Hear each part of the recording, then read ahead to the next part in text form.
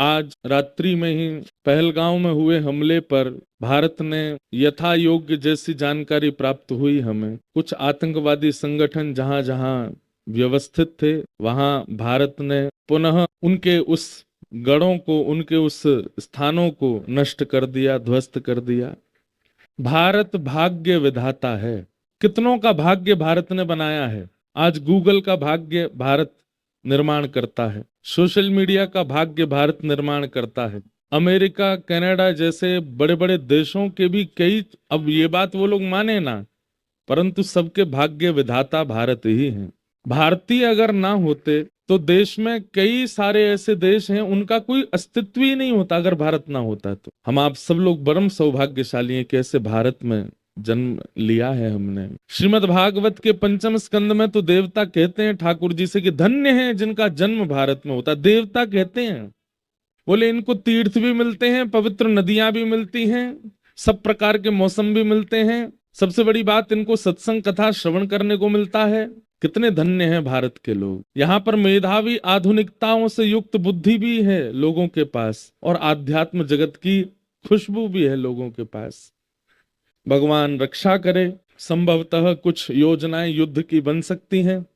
आप सब लोग अपना ध्यान रखिएगा, किसी को किसी प्रकार की कोई क्षति ना हो, ऐसी हम ठाकुर जी से प्रार्थना करते हैं। ठाकुर जी से प्रार्थना की जो भी भारत की तरफ से सुरक्षा में कदम उठाने चाहिए वो जरूर उठाए जाएं, और उसमें यदि विपक्षियों से, दुश्मनों से लड़ने की भी अगर संभावना बने तो हम सब लोगों को भारत के इस कदम का समर्थन करना चाहिए। हम सब लोग कौन हैं?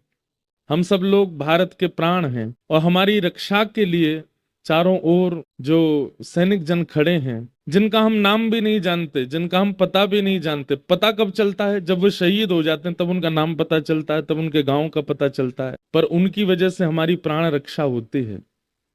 हम आज बिना महाराज जी से पूछे, बिना किसी से पूछे, इस संपूर्ण कथा का फल उन समस्त सैनिकों को प्रदान करते हैं जो भारत की रक्षा में अपने प्राण की बाजी लगा करके हम लोगों के सुख का विचार करते हैं। ऐसे सैनिकों को इस भागवत का संपूर्ण फल प्राप्त हो, हम ऐसा भाव रखते हैं।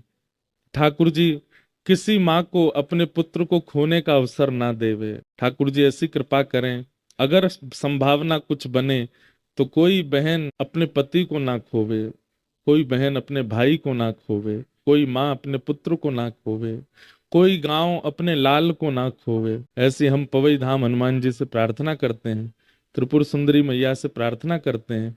इन 7 दिनों में जो भी यहाँ अनुष्ठान हुआ, यज्ञ हुआ, ये कथा हुई, इन सब का फल हम सब भारत की सुरक्षा में खड़े सैनिकों को प्रदान करते हैं। वे सुरक्षित रहें, ठाकुर जी उन पर खूब बल प्रकट कर दें।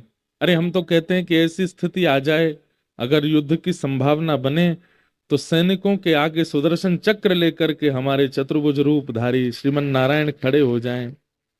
एक पक्ष में श्री हनुमंत लाल जी खड़े हो जाएं, तीसरे पक्ष में त्रिपुर सुंदरी मैया खड़ी हो जाएं, और भारत के सब सैनिकों की भी रक्षा हो।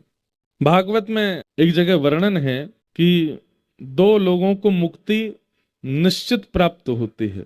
जिस भाव की व्यक्ति में ऐसा भाव वर्णन किया जाता है कि 2 प्रकार के लोग ऐसे हैं जिनको मुक्ति निश्चित प्राप्त होती है, और उनमें प्रथम तो हैं वैष्णव भक्त, जो भगवान नाम गाते हैं अंते नारायण स्मृति, अंत में भगवान नाम गाते हुए भगवत धाम को प्रस्थान करते हैं, और जिनके अथक प्रयास से द्वौ सम्मता बिह मृत्यु दुरापौ यद ब्रह्म संधारण याजिताश कलेवरम योग रतो वीणा रसये निवृत्त। 2 प्रकार के लोगों को मुक्ति निश्चित प्राप्त होती है।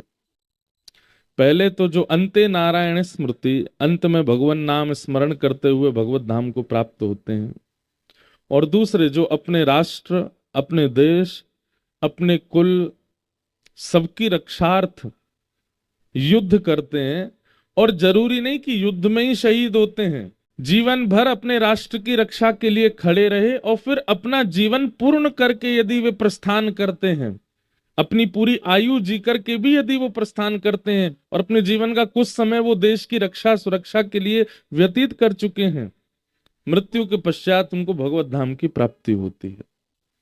ठाकुर जी अपने निज परिकर में उनको वास प्रदान करते। ऐसे हमारे सैनिकों से हम निवेदन भागवत जी से करते हैं कि उनकी सुरक्षा के लिए, हे भागवत जी आप कृपा करें, नर्मदा मैया कृपा करें, पवई धाम हनुमान जी कृपा करें कि सब सुरक्षित रहें, कोई ऐसी क्षति किसी भी सैनिक को ना पहुंचे, ऐसी भावना है।